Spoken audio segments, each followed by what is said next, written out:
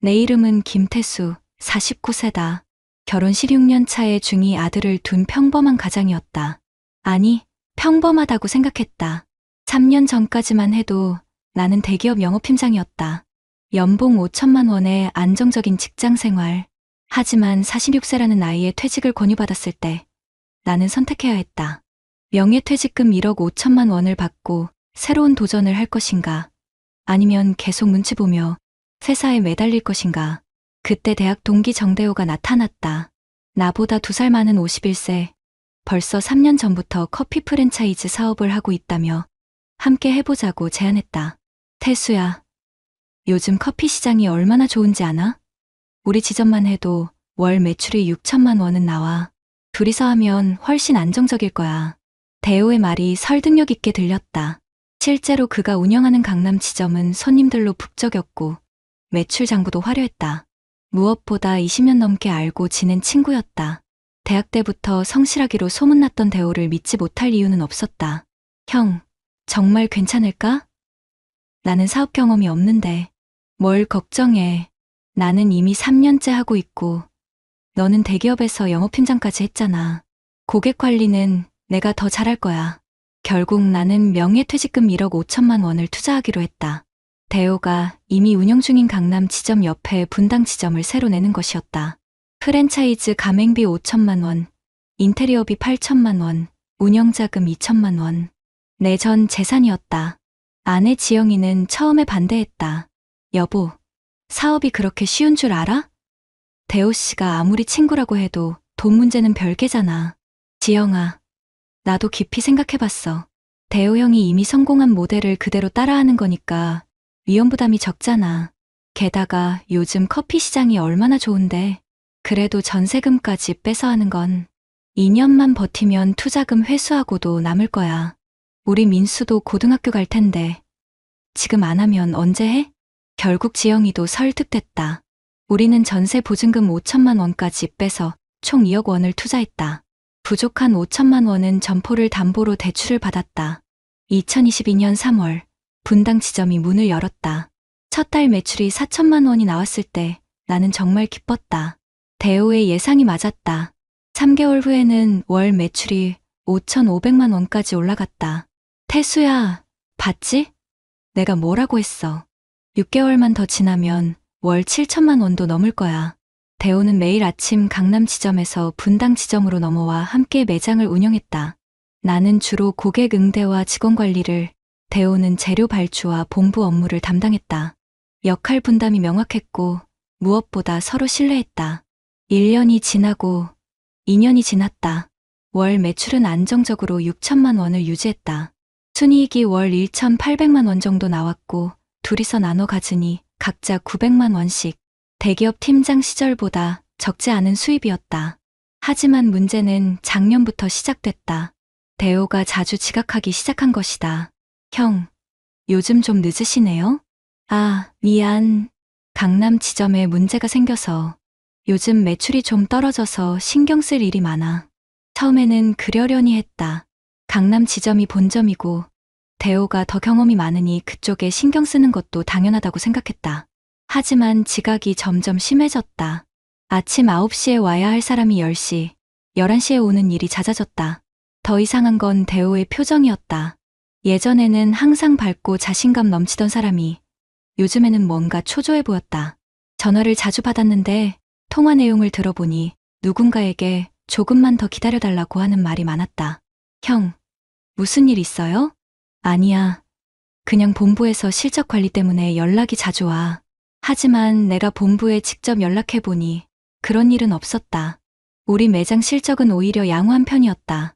그리고 2024년 3월 15일 평생 잊을 수 없는 날이 왔다. 그날 아침 9시 대호가 오지 않았다. 10시, 11시가 되어도 연락이 없었다. 전화를 걸어봤지만 꺼져 있었다. 카카오톡 메시지도 있지 않았다. 이상하네.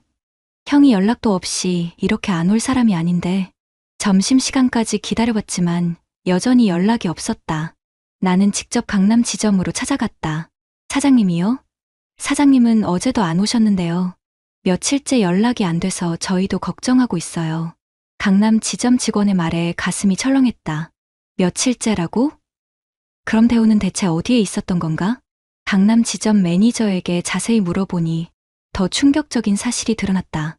매장 임대료를 2개월째 연체하고 있어요. 건물주가 계속 독촉하는데 사장님이 연락이 안 돼서. 임대료 연체? 그런데 왜 나한테 말을 안 했지? 사장님이 곧 해결된다고 하시면서 다른 분들한테는 말하지 말라고 하셨어요. 나는 급하게 우리 분당 지점 통장을 확인했다. 그리고 경악했다. 지난 한 달간 매출금이 계속 인출되고 있었다.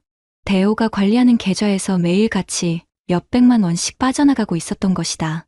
남은 잔액은 200만 원뿐이었다. 이게 뭐야?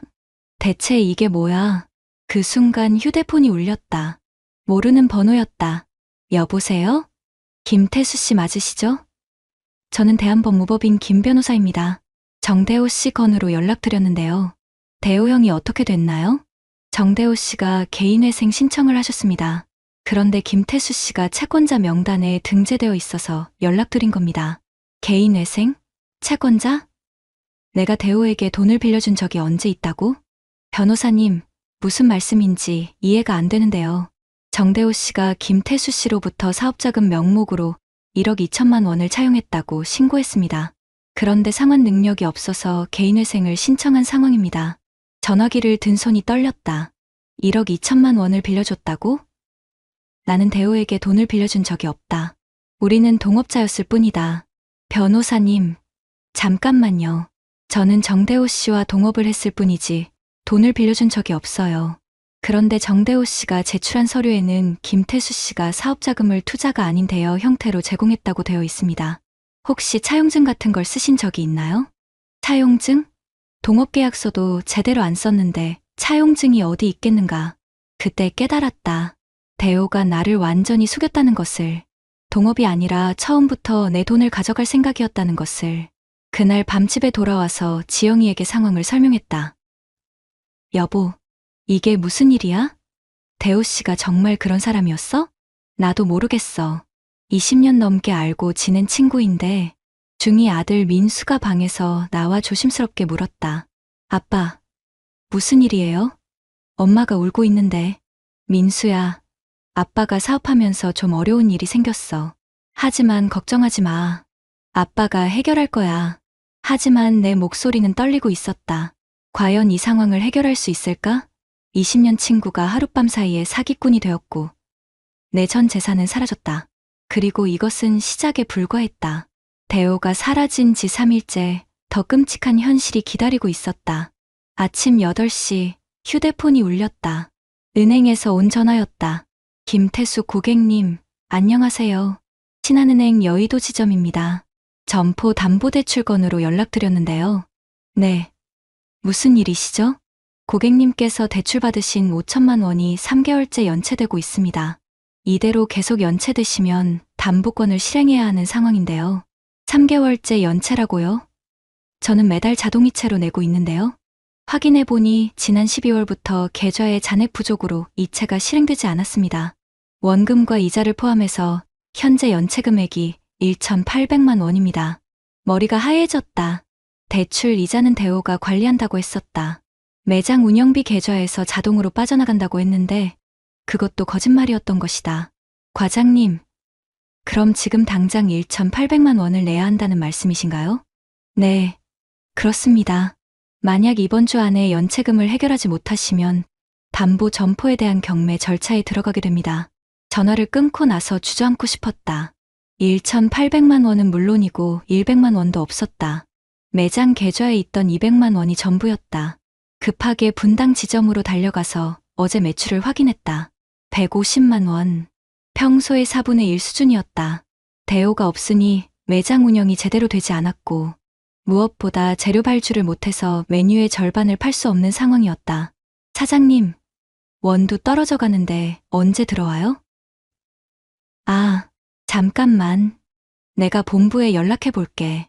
하지만 본부에 연락하니 더 큰 문제가 발견됐다.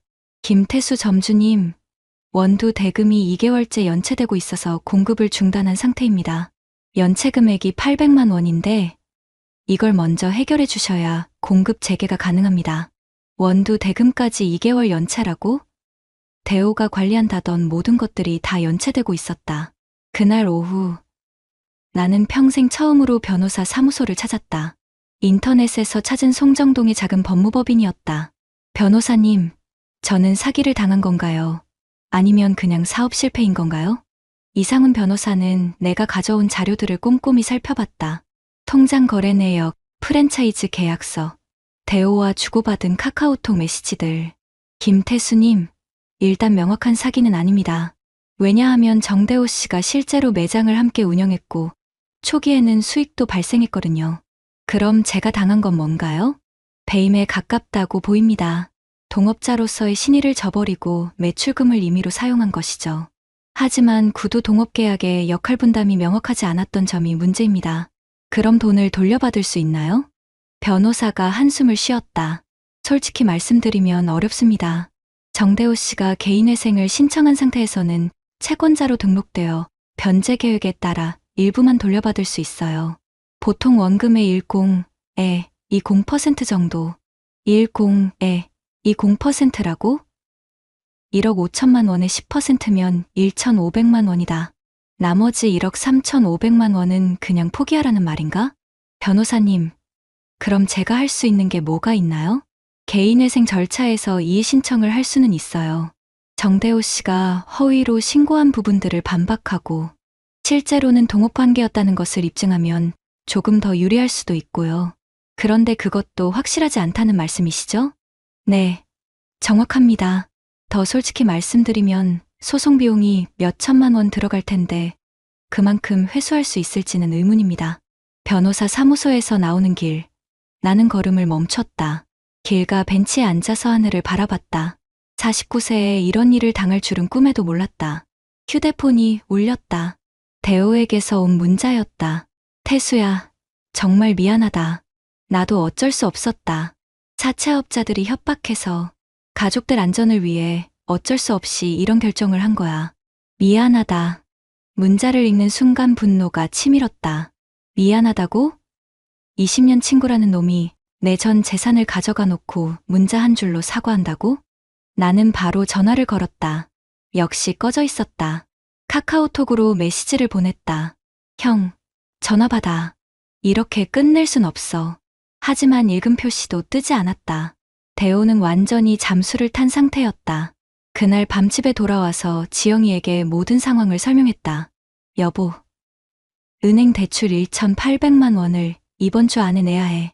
그리고 원두 대금 800만 원도 총 2,600만 원. 지영이의 얼굴이 파래졌다. 그 돈이 어디 있어?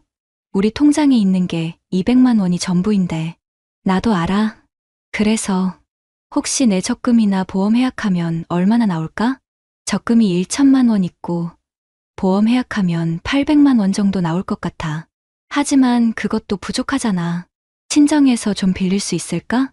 지영이가 고개를 저었다. 우리 아버지도 은퇴하신 지 오래되셔서 여유가 없어. 그리고 이미 민수 학원비 때문에 몇 번 도움받은 적이 있어서 더 이상 말하기가. 그때 민수가 방에서 나왔다. 아빠, 엄마, 제가 학원 그만둘게요. 민수야, 무슨 소리야? 들었어요. 아빠가 어려운 상황이라는 거. 제 학원비만 해도 월 70만 원인데 그거라도 아껴야죠. 중2짜리 아들이 이런 말을 하다니 가슴이 무너져 내렸다. 민수야, 아빠가 해결할 거야. 내가 걱정할 일이 아니야. 아빠, 저는 괜찮아요. 인터넷 강의로도 충분히 공부할 수 있어요. 그리고 민수가 방에서 뭔가를 가져왔다. 작은 돼지 저금통이었다. 제가 용돈 모은 거예요. 50만 원 있어요. 아빠 도움이 될까요? 그 순간 눈물이 났다. 14살 아들이 자신의 전 재산을 내놓는데 아버지인 나는 아무것도 해줄 수 없었다. 고마워, 민수야. 하지만 이건 내 돈이야. 아빠가 다른 방법을 찾아볼게. 하지만 다른 방법이 어디 있겠는가. 친구들에게 돈을 빌려달라고 할 수도 없었다. 49세에 사업 실패해서 돈 달라고? 체면이 말이 아니었다. 그날 밤 잠들기 전 지영이가 조용히 말했다. 여보, 정말 대호 씨를 고소해야 하는 거 아닐까? 이대로 당하고만 있을 순 없잖아. 변호사가 그러는데 승소해도 돈 받기 어렵다고 해. 개인회생 신청한 사람한테서 뭘 받겠어. 그래도 가만히 있을 순 없잖아. 정말 억울해. 나도 억울했다. 하지만 억울하다고 해서 돈이 돌아오는 건 아니었다.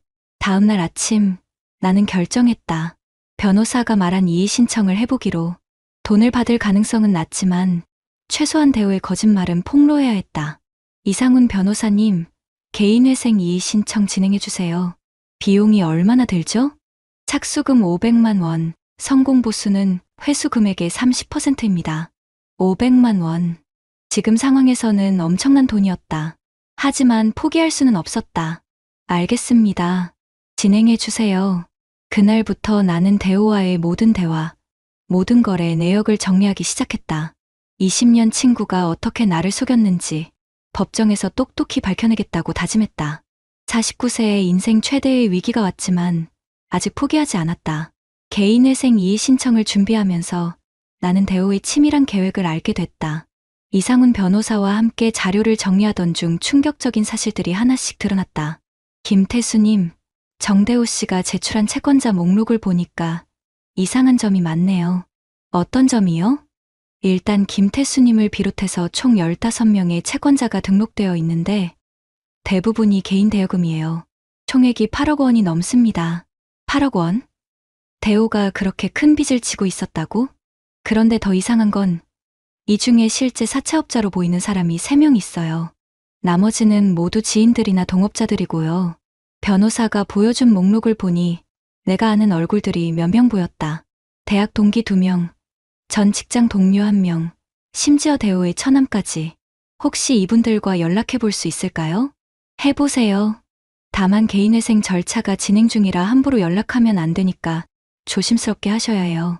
나는 목록에 있던 대학 동기 박준호에게 전화를 걸었다.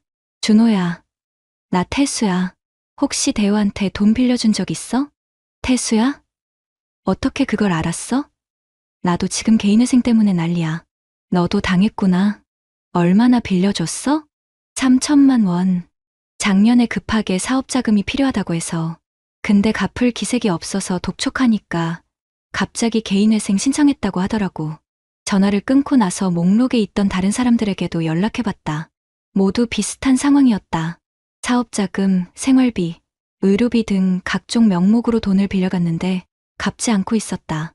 가장 충격적인 건 대호 처남의 이야기였다. 형님, 대호가 처가에서만 1억 2천만 원을 가져갔어요. 장모님 수술비라고 해서 5천만 원, 아이들 교육비라고 해서 3천만 원, 나머지는 주택자금이라고. 그럼 정말로 그런 용도로 쓴 거야? 그게 아니에요. 장모님은 수술 안 하셨고 아이들도 그냥 일반 학원 다니고 있어요. 집도 전세 그대로고 돈이 어디로 갔는지 모르겠어요. 이제 상황이 이해됐다. 대호는 계획적으로 주변 사람들을 속여서 돈을 모았고 그 돈으로 도박이나 투자에 실패했을 가능성이 높았다. 그리고 모든 게 꼬이자 개인회생을 신청해서 책임을 회피하려는 것이었다. 변호사님, 이런 상황이면 대호 씨가 고의로 사기를 친 거 아닌가요? 그렇게 볼 수도 있지만 개인회생 절차에서는 그런 걸 따지지 않아요. 일단 신청자가 변제 능력이 없다고 인정되면 채권을 조정해주는 거니까요. 그럼 우리는 그냥 당하고 살라는 건가요? 법적으로는 그렇습니다. 다만 사기 혐의로 형사고발을 할 수는 있어요. 하지만 그것도 입증이 쉽지 않을 것 같은데 나는 다른 피해자들과 연락을 취해서 공동 대응하기로 했다. 총 12명의 피해자가 모였고 피해 규모는 6억 원이 넘었다. 첫 번째 모임은 종로구의 한 카페에서 열렸다. 40에 50대 남성들이 대부분이었고 모두 대호를 오래 알고 지낸 사람들이었다. 정말 어이가 없네요. 20년 넘게 알고 지낸 친구가 이럴 줄이야. 저는 대호 결혼식 주례까지 서줬는데 이런 식으로 배신할 줄은 몰랐어요. 그런데 우리가 뭘 할 수 있을까요? 변호사들 말로는 돈 받기 어렵다는데 모두들 분노하고 있었지만 뾰족한 수가 없었다. 그때 대호 처남이 중요한 정보를 제공했다. 형님들, 제가 알아본 바로는 대호가 작년에 강남 오피스텔을 하나 샀어요. 3억 원짜리. 뭐? 그럼 재산이 있다는 거잖아? 그런데 그걸 처제 명의로 해놨어요. 아마 개인회생 신청하면서 재산을 숨기려고 한 것 같아요. 이거였다. 대호가 재산 은닉을 했다면 개인회생 신청 자체가 무효가 될 수 있었다.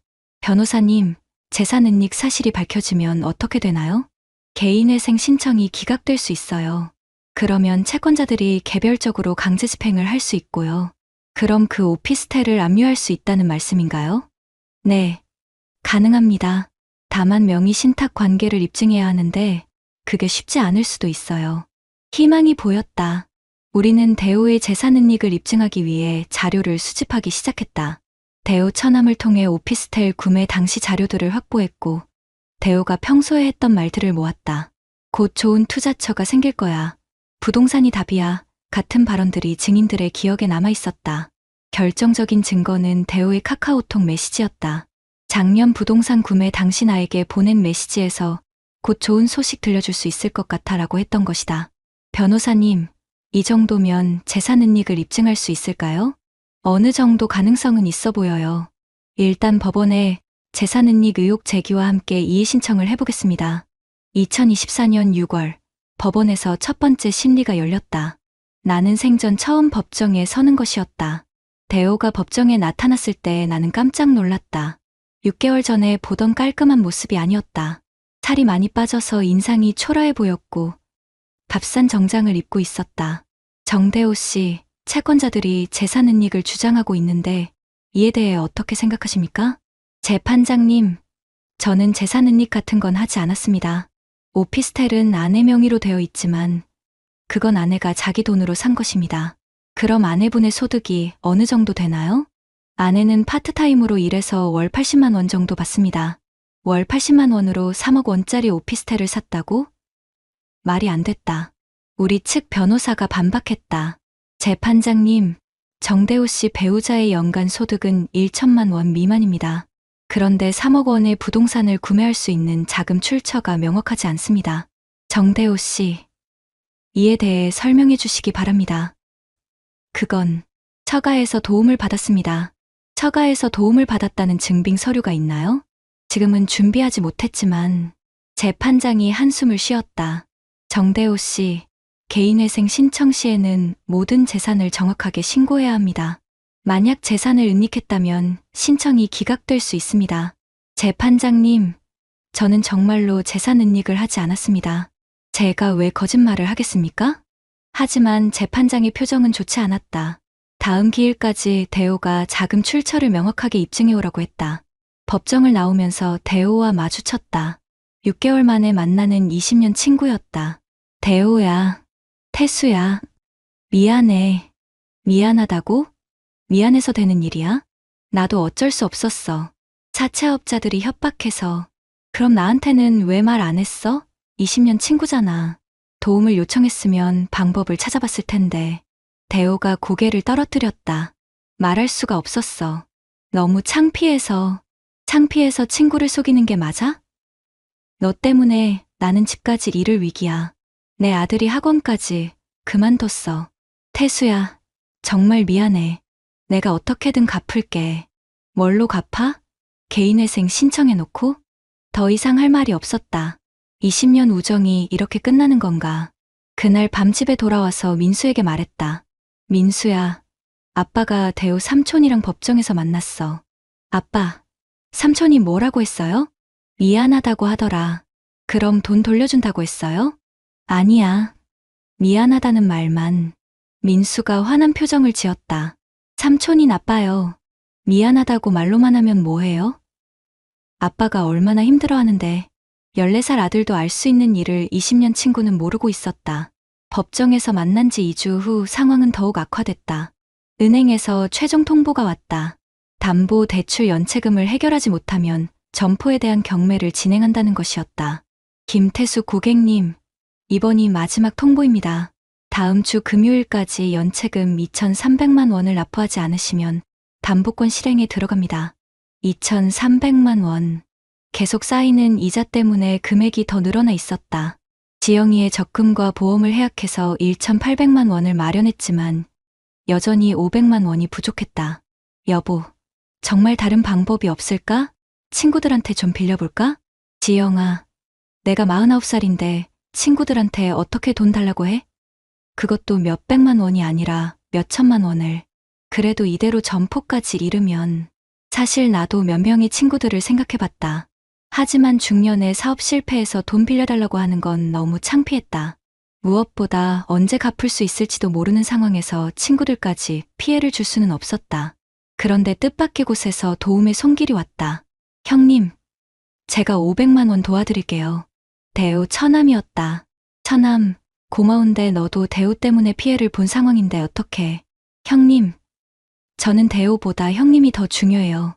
형님은 진짜 피해자잖아요. 제가 비상금으로 모아둔 돈이 있어요. 하지만 이 돈을 언제 갚을 수 있을지. 갚을 수 있을 때 갚으세요. 급하지 않아요. 결국 처남의 도움으로 연체금을 해결할 수 있었다. 하지만 이것도 임시 방편일 뿐이었다. 매달 나가는 대출 이자만 150만 원이었는데 매장 수입으로는 감당할 수 없었다. 무엇보다 큰 문제는 매장 운영이었다. 대호가 사라진 후 혼자서 모든 걸 해야 했는데 재료 발주부터 직원 관리, 회계까지 감당하기 어려웠다. 사장님, 아르바이트비 언제 주시나요? 벌써 이지째. 아, 미안해. 내일까지 준비해 줄게. 하지만 아르바이트비 줄 돈도 없었다. 매일 매출로 그날 버티는 상황이었다. 더 심각한 건 집 상황이었다. 전세 보증금을 빼서 사업에 투자했는데 이제 그 돈이 없으니 이사를 가야 했다. 여보, 집주인이 재계약을 안 해준다고 해. 전세금을 올려달라는데 2천만 원을 더 내야 한다고. 2천만 원은 물론이고 200만 원도 없는 상황에서 집주인이 전세금을 올려달라고? 그럼 어떻게 해야 해? 월세로라도 구해야지. 보증금 500만 원에 월세 80만 원짜리 집이 있긴 한데 월세 80만 원. 지금 상황에서는 그것도 부담이었다. 결국 우리는 16년 살던 아파트를 떠나야 했다. 이사 갈 곳은 반지하 투룸이었다. 보증금 500만 원, 월세 80만 원. 이사 당일 민수가 마지막으로 자기 방을 돌아보는 모습이 가슴 아팠다. 아빠, 언제 다시 이런 집에서 살 수 있을까요? 민수야, 아빠가 열심히 해서 꼭 다시 좋은 집에서 살게 해줄게. 하지만 내 목소리에는 확신이 없었다. 반지하 집으로 이사한 지 일주일 후 더 큰 충격이 왔다. 분당 매장 건물주에게서 연락이 온 것이다. 김태수 사장님, 임대료가 3개월째 연체되고 있습니다.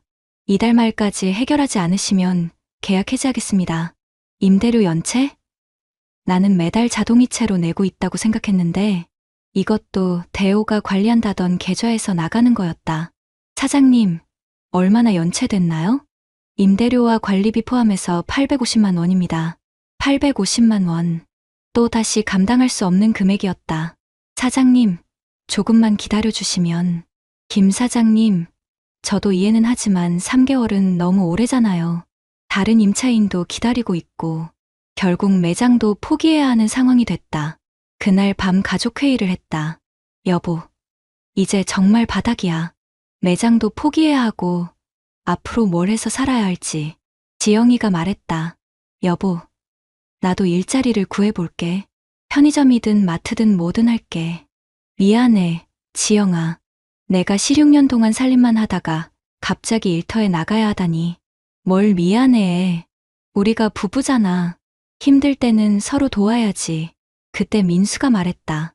아빠, 엄마, 저는 아빠를 믿어요. 아빠가 이런 상황에서도 포기하지 않고 있으니까 저도 포기하지 않을게요. 14살 아들의 말에 눈물이 났다. 고마워, 민수야. 아빠. 그런데 대우 삼촌은 어떻게 됐어요? 법원에서 결과가 나왔어요? 아직 최종 결과는 나오지 않았다.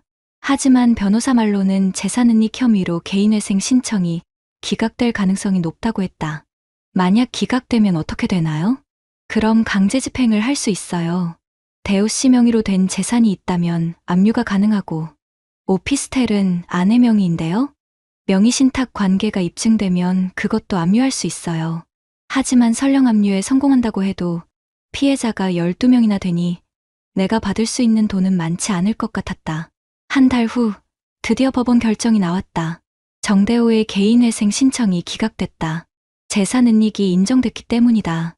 김태수님, 이제 강제집행을 할 수 있어요. 오피스텔에 대한 압류 신청을 해보겠습니다. 하지만 기뻐하기에는 이르했다.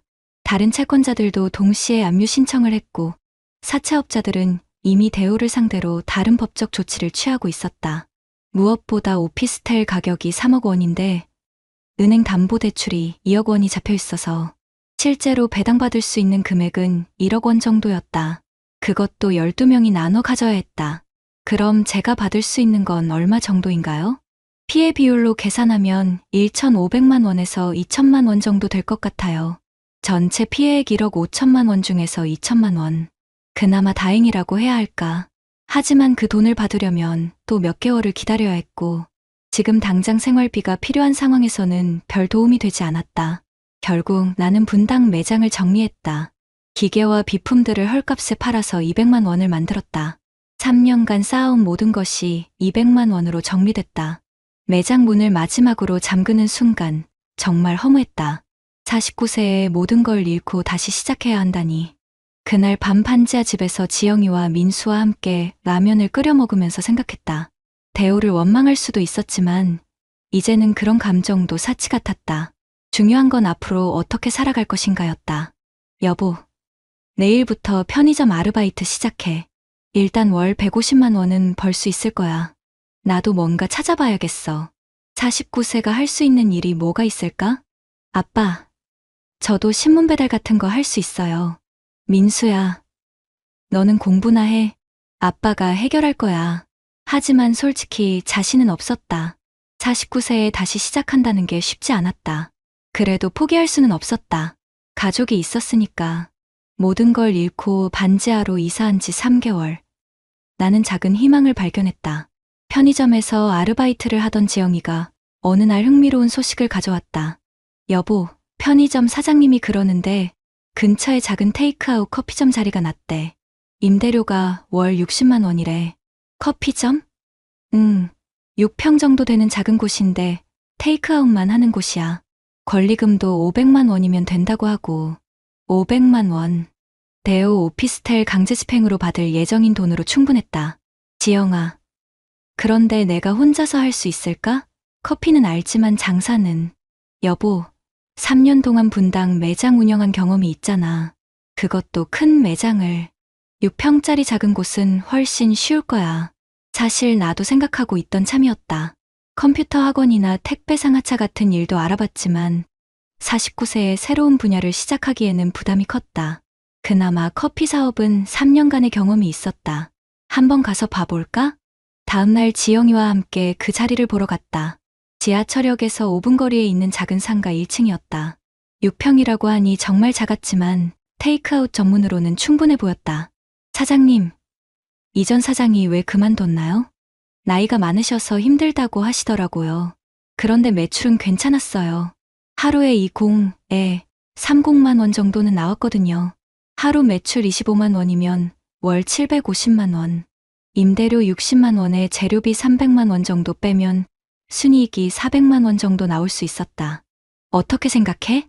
지영이가 내 손을 꽉 잡았다. 여보, 해보자. 이번에는 우리 둘이서, 우리 이름으로. 그 말이 가슴에 와닿았다. 우리 이름으로. 더 이상 누구를 믿고 의존하지 않고 우리 힘으로만. 일주일 후 대우 오피스텔 경매에서 배당금이 나왔다. 1,800만 원. 예상보다 200만 원 적었지만 그래도 다행이었다. 그 돈으로 권리금 500만 원을 내고 리모델링비 300만 원, 초기 재료비 200만 원을 투자했다. 남은 800만 원은 당분간 생활비와 운영자금으로 사용하기로 했다. 매장 이름은 태수 커피로 정했다. 프랜차이즈가 아닌 개인 카페였다. 여보, 이름이 너무 단순한 거 아니야? 지영아, 이번에는 허세 부리지 말자. 그냥 정직하게 내 이름으로. 리모델링을 하면서 민수도 도움을 줬다. 학교 끝나고 와서 페인트 칠도 하고 간판 글씨도 써줬다. 아빠, 제가 쓴 글씨 어때요? 우와, 민수야, 너 글씨 진짜 잘 썼다. 예술가네. 아빠가 성공하면 저도 뿌듯할 것 같아요. 2024년 9월 15일, 태수 커피가 문을 열었다. 개업 첫날 매출은 8만 원이었다. 분당 매장 첫날 40만 원과 비교하면 초라했지만 이번에는 달랐다. 모든 것이 내 손에 있었다. 둘째 날 12만 원, 셋째 날 15만 원. 점점 늘어나고 있었다. 한 달 후 평균 매출이 18만 원 정도 안정됐다. 목표했던 25만 원에는 미치지 못했지만 그래도 생활비는 충분히 나왔다. 무엇보다 좋은 건 스트레스가 없다는 것이었다. 동업자 눈치 볼 필요도 없고 누군가를 의심할 필요도 없었다.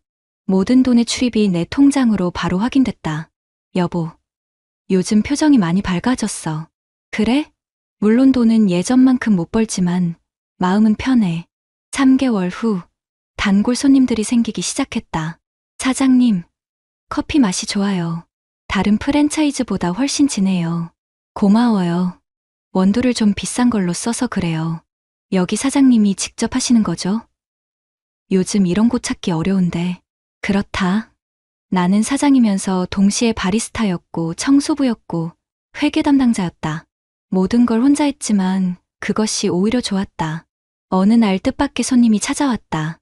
분당 매장에서 함께 일했던 아르바이트생 수진이었다. 사장님, 여기서 뵙네요. 소문 들었어요. 수진아, 어떻게 알고 왔어? 인터넷에서 우연히 봤어요. 태수 커피 검색하다가 사장님이 다시 시작하셨다고 하더라고요. 수진이가 주문한 아메리카노를 만들어주면서 물었다. 그런데 대우 사장은 어떻게 됐어요? 글쎄, 연락 안 하니까 모르겠어. 아마 어디선가 또 다른 일을 하고 있겠지. 사장님, 그때 정말 힘드셨을 것 같아요. 힘들었지. 하지만 이렇게 다시 시작할 수 있어서 다행이야. 수진이가 커피를 마시더니 말했다. 사장님, 커피 맛이 분당 매장보다 더 좋은 것 같아요. 그래? 고마워. 네. 뭔가 더 정성이 들어간 맛이에요. 그 말이 맞았다.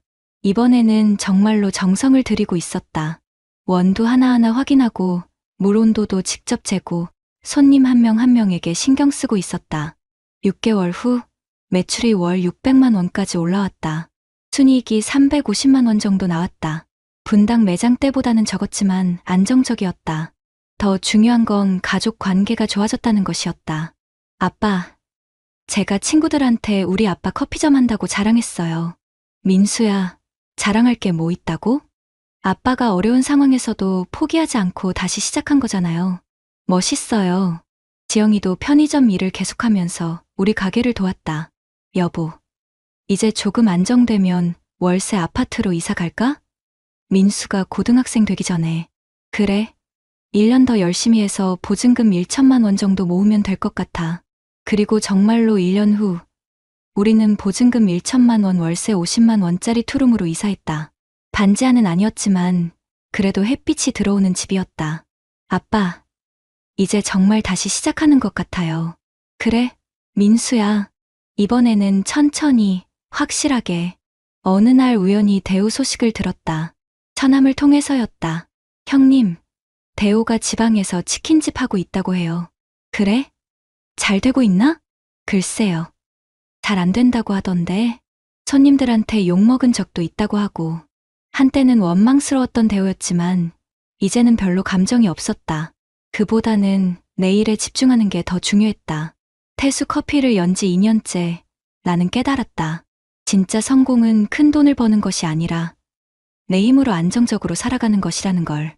49세에 모든 걸 잃었지만 51세에 다시 찾았다.